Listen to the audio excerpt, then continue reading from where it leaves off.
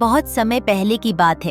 एक सुंदर और शांत गांव था जिसका नाम अनोखा गांव था। यह गांव अपने आप में खास था क्योंकि यहाँ के लोग और जानवर मिलकर रहते थे। इस गांव के बीचों बीच एक बड़ा और चमकदार पेड़ खड़ा था। गांव वाले उसे जादुई पेड़ कहते थे। इस पेड़ की खासियत यह थी कि इसकी शाखाओं पर अलग अलग रंगों के फल लगते थे जो लोगों की हर समस्या को हल कर देते थे।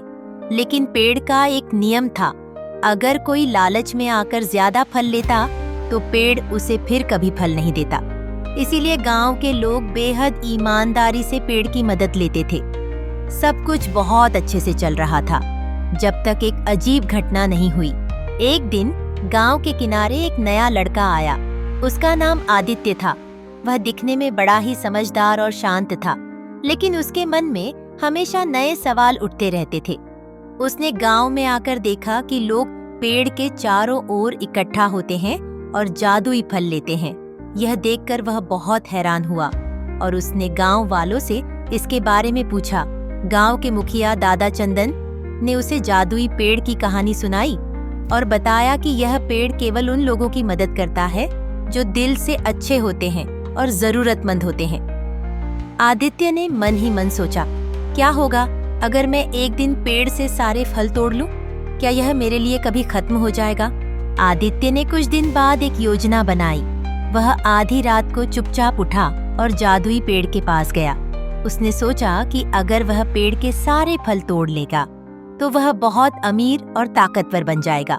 जैसे ही उसने एक फल को तोड़ने के लिए हाथ बढ़ाया, पेड़ की एक शाखा हिलने लगी और अचानक पेड़ के नीचे एक चमकदार रोशनी निकली।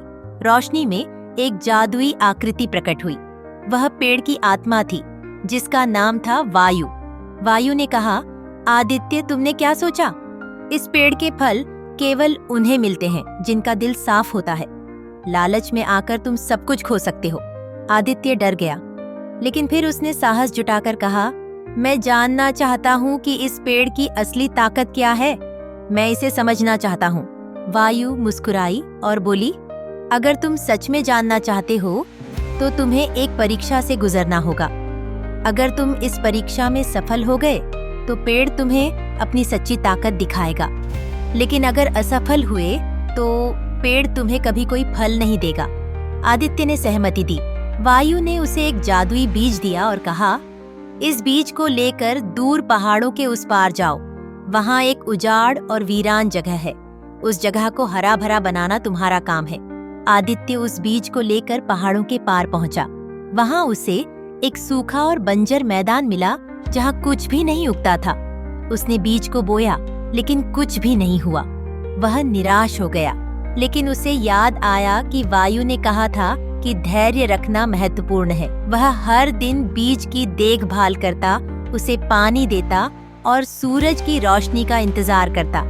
धीरे धीरे वहाँ एक नन्हा पौधा उगने लगा। पौधे को बढ़ते देख आदित्य को खुशी हुई, लेकिन साथ ही उसे महसूस कुछ महीने बाद बंजर मैदान हरे भरे पेड़ों से भर गया। आदित्य ने देखा कि उसके लगाए पेड़ भी छोटे छोटे जादुई फल देने लगे थे।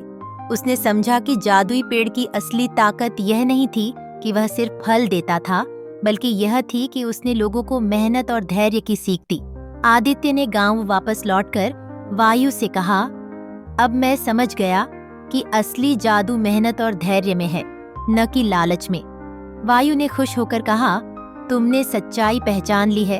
अब तुम इस जादुई पेड़ के असली मित्र बन गए हो।